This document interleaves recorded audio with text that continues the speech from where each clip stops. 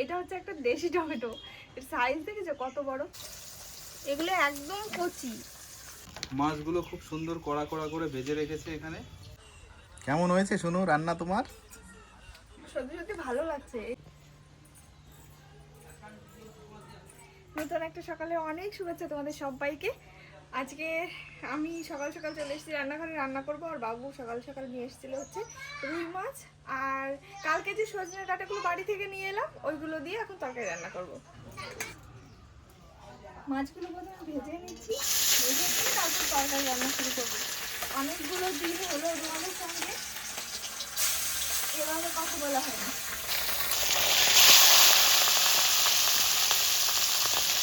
এগুলো একদম কচি, মানে ডাটা যেমন একদম কচি থাকলে গলে যায় না, ওরকম হবে।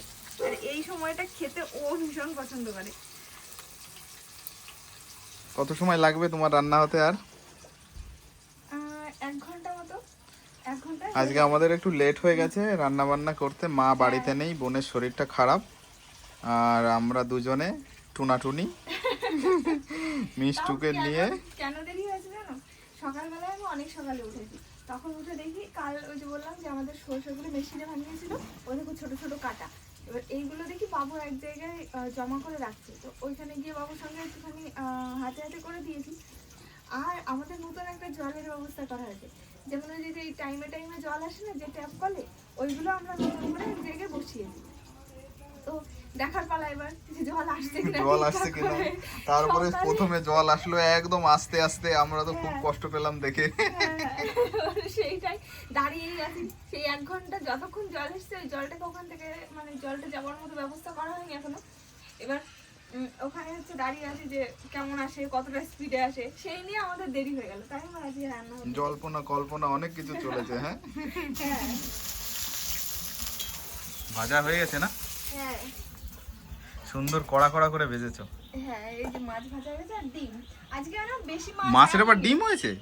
হ্যাঁ, ডিম নিয়ে এসে বাবু মিষ্টি একটু পছন্দ করে তো ওই জন্য। মাছগুলো খুব সুন্দর কড়া কড়া করে ভেজে রেখেছে এখানে। আমার খুব পছন্দ হয়েছে, রেখে দিও। আচ্ছা, ভাজা মাছ খুব ভালো লাগে। আর রান্নাটাও হয়ে যাবে খুব তাড়াতাড়ি। হ্যাঁ, খিদেও পেয়ে গেছে জানো তো। আজকে খিদে পেয়ে গেছে। হ্যাঁ, অনেকটা বেলা হয়ে গেছে তো। এই তো দেখতে দেখতে রান্না হয়ে যাবে। হ্যাঁ, হয়ে যাবে। কালকে আমরা গেছিলাম একটা জায়গায়, তোমাদের দেখানো হয়নি, ভেবেছিলাম একটু ভিডিও করব, কিন্তু শরীরটা ভালো ছিল না বলে ভিডিওটা করা হয়নি। তাও তোমাদের বলে দিই, কালকে গেছিলাম আমাদের ঘরের জন্য কাজ ডিজাইন করতে দিয়েছি। আমাদের জানালার যে কাজ, সেই কাজটা ডিজাইন করতে দিয়েছি হাতে, মানে ওরা হাতে ডিজাইনটা করবে। আসলে পরে তোমাদের অবশ্যই দেখাবো, খুব সুন্দর ডিজাইন করে। তো সেইখানে গেছিলাম আমরা ডিজাইনটা চুজ করতে, যে কোন ধরনের ডিজাইন করব। কি ডিজাইন একটু বলো। হ্যাঁ, তো আমরা সেই ডিজাইনটা পছন্দ করে এসেছি আমি আর সাথী। তো আমাদের দুজনেরই খুব পছন্দ হয়েছে। একটা ঘাস ফুল, আর সেই ঘাস ফুল মানে একটা আর কি ঘাস টাইপের, মাটিতে থাকা, হ্যাঁ মাটিতে ছোট ছোট ঘাস, ওই টাইপের ঘাস, আর ওর উপরে ফড়িং। কিছু ফড়িং আছে, ঠিক আছে, উড়ে উড়ে যাচ্ছে, এই ধরনের একটা ডিজাইন। তোমরা দেখলে হয়তো আরো বেশি পছন্দ হবে, ভালো লাগবে। আর এখন মুখে বললে তো বুঝতে পারবে না। ঘাস ফড়িং।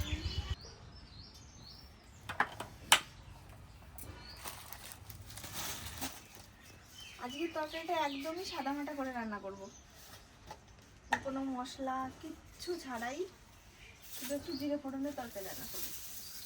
দেখো, এটা হচ্ছে একটা দেশি টমেটো, এর সাইজ দেখেছো কত বড়। এই সময় এই দেশি টমেটো যে কত বড় হয় আবার কত ছোটও হয়। আমাদের জমির পাশেই তো লাগিয়েছে এই টমেটোগুলো।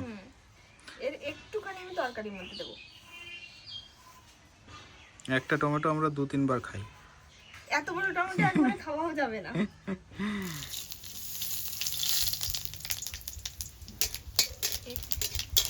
একটুখানি এটাকে একটু নেড়ে চেড়ে নিয়ে টমেটোটা দিয়ে দেবো। দাঁড়াও,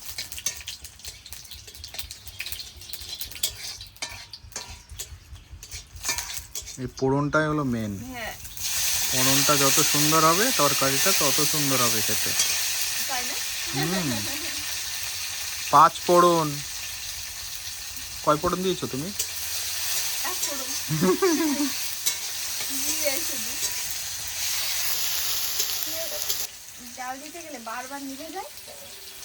এই সর্ষের কাটাটা একটু ডিফিকাল্ট। না, অসুবিধা হয় না, মানে কি বলো তো, থাকতে থাকতে দিতে হয়। দিতে হয়। হ্যাঁ, না একটু শেষ, কাজে হ্যাঁ হ্যাঁ, মন দিলে তখনই বন্ধ হয়ে যাবে।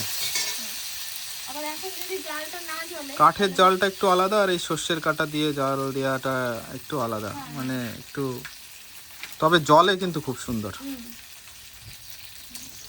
কেমন হয়েছে শুনু রান্না তোমার? সত্যি সত্যি ভালো লাগছে, এই নতুন নতুন সজনে তো, আর কচি একদম খুব সুন্দর। মাছটাও taste কিন্তু হয়েছে। সুন্দর হ্যাঁ, ছিল, টাটকা একদম, বুঝলে? একদম ভালো ছিল। রান্নাটা সুন্দর হয়েছে সত্যি। তোমার কেমন লেগেছে? আমার কাছে খুব সুন্দর লেগেছে, ওই জন্য তো জিজ্ঞাসা করলাম তোমার কেমন লাগছে।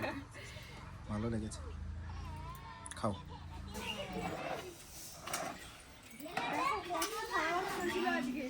আমার আরো কত কাজ পড়ে আছে, আজকে মনে হয় বিকাল হয়ে যাবে, আমার স্নান করতে হবে। পাপা তুমি কি করছো? দেখো দেখো মিষ্টু কি গাড়িতে উঠেছে।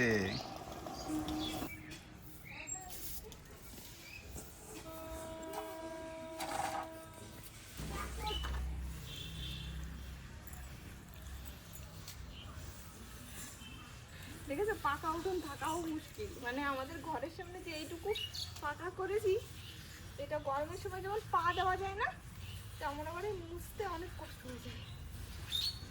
আজকে সারাদিনে এত কাজে ব্যস্ত ছিলাম, কারণ প্রায় সময় হয় কি ওর শরীর খারাপের কারণে আমাকে বাইরে যেতে হয়, কাজগুলো সব পড়ে থাকে। তো আজকে ওই জন্য খুব বেশি কিছু তোমাদের দেখাতে পারিনি। আর এই রাত্রেবেলায় আমি খাওয়া দাওয়া সেরে জামা কাপড় নিয়ে বসেছি এগুলো গোছাবো বলে। তো যাই হোক, তোমরা সবাই ভালো থেকো, তোমাদের সঙ্গে দেখা হবে কালকে আবার। আজকের ব্লগটা এখানে শেষ করছি। Good night.